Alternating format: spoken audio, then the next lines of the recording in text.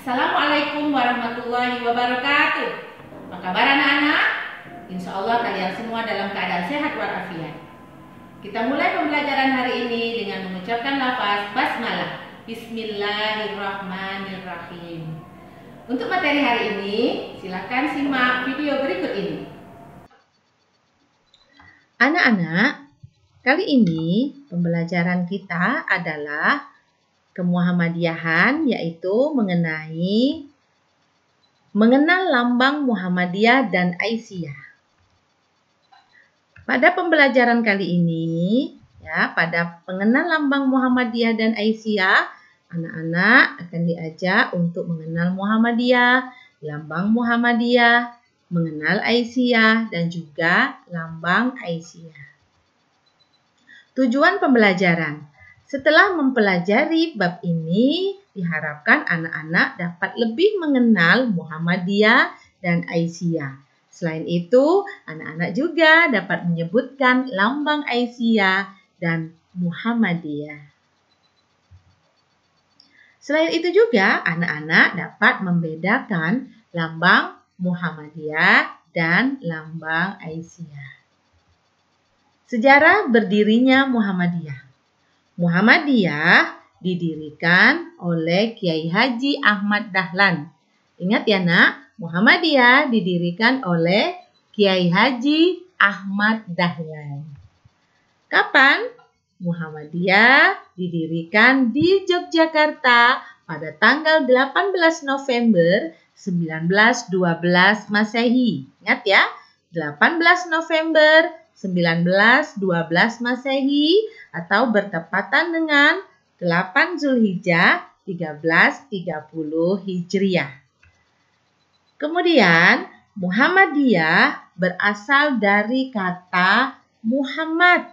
Ini diambil dari nama Nabi kita Muhammad Sallallahu Alaihi Wasallam dan ya nisbiyah yang ditambahkan kepada kata Muhammad yang berarti pengikut. Jadi Muhammadiyah menurut bahasa artinya adalah pengikut Nabi Muhammad Sallallahu Alaihi Wasallam. Selanjutnya, latar belakang Muhammadiyah didirikan. Apa yang menjadi latar belakang Kiai Haji Ahmad Dahlan mendirikan Muhammadiyah? Yaitu yang pertama, Kiai Haji Ahmad Dahlan terinspirasi atau terpanggil dari Al-Quran, surat Ali Imran ayat 104. Ingat ya, surat Ali Imran ayat 104. Bagaimana bunyinya? Anak-anak masih tetap semangat ya? Coba dengarkan, kalian dengarkan ibu membaca surat Ali Imran. Simak ya.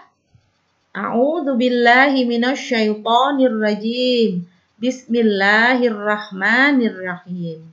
Wal takum minkum ummatun yad'una ilal khair wa ya'muruna bil ma'ruf wa yanhauna 'anil munkar wa ulaika humul muflihun. Yang artinya, dan hendaklah ada di antara kamu segolongan umat yang menyeru kepada kebajikan, menyuruh kepada yang ma'ruf, dan mencegah dari yang mungkar. Mereka orang-orang yang beruntung.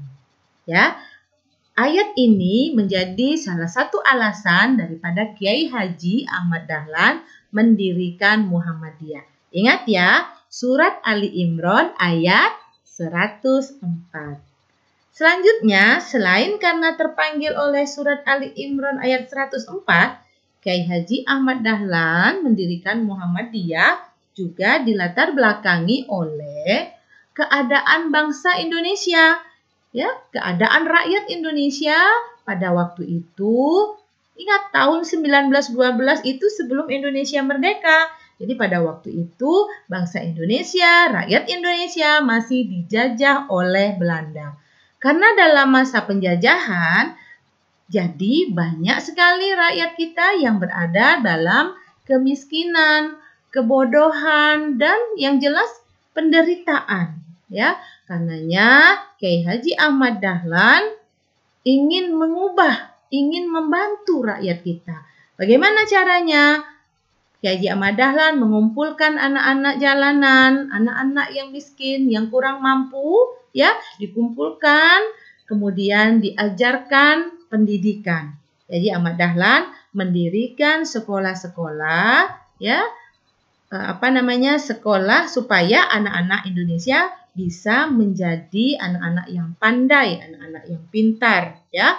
Karena pada masa penjajahan, bangsa Indonesia tidak boleh sekolah. Tidak semua orang dapat sekolah. Maka beruntunglah anak-anak sekarang dapat bersekolah, ya. Ini adalah yang menjadi alasan kedua Kiai Haji Ahmad Dahlan mendirikan Muhammadiyah, ya. Ingat. Kemudian lanjut. Alasan yang ketiga adalah pada waktu itu memang rakyat Indonesia sudah memeluk agama Islam. Tetapi di dalam pelaksanaan ajaran agama Islam masih banyak tercampur dengan kepercayaan sebelum Islam datang, yaitu animisme, dinamisme, ya. Kemudian banyak sekali penyakit-penyakit akidah yang merajalela pada waktu itu. Di antaranya adalah tahayul, bid'ah, dan khurafat. Ya, penyakit akidah pada saat itu adalah tahayul, yaitu kepercayaan kepada hal-hal yang bersifat hayalan semata, ya. Kemudian bid'ah, ingat bid'ah adalah mengerjakan suatu amalan, perbuatan yang berhubungan dengan ibadah yang tidak diajarkan oleh Rasulullah Shallallahu Alaihi Wasallam. Kemudian masih juga banyak terdapat khurafat, kepercayaan kepada benda-benda yang memiliki kekuatan gaib. Ya, penyakit tahayul, bid'ah, dan khurafat ini lebih dikenal dengan penyakit TBC. Ya, karena pada waktu itu banyak sekali penyakit akidah seperti ini, maka Kiai Haji Ahmad Dahlan berkeinginan untuk meluruskan pengamalan, ya, daripada umat Islam supaya lebih sesuai dengan yang diajarkan oleh Nabi kita Muhammad Shallallahu Alaihi Wasallam. Jadi ingat ya, ada 3 hal yang membuat Kiai Haji Ahmad Dahlan mendirikan Muhammadiyah. Yang pertama adalah karena terinspirasi atau terpanggil dari surat Ali Imran ayat 104. Yang kedua adalah karena bangsa Indonesia masih dalam penjajahan sehingga banyak kemiskinan, kebodohan, dan penderitaan. Kemudian yang ketiga, masih banyaknya penyakit akidah, yaitu tahayul, bid'ah, dan khurafat, sehingga membuat pengamalan ajaran Islam pada waktu itu masih banyak yang belum sesuai. Ya. Selanjutnya, tujuan Muhammadiyah. Apa tujuan Muhammadiyah didirikan?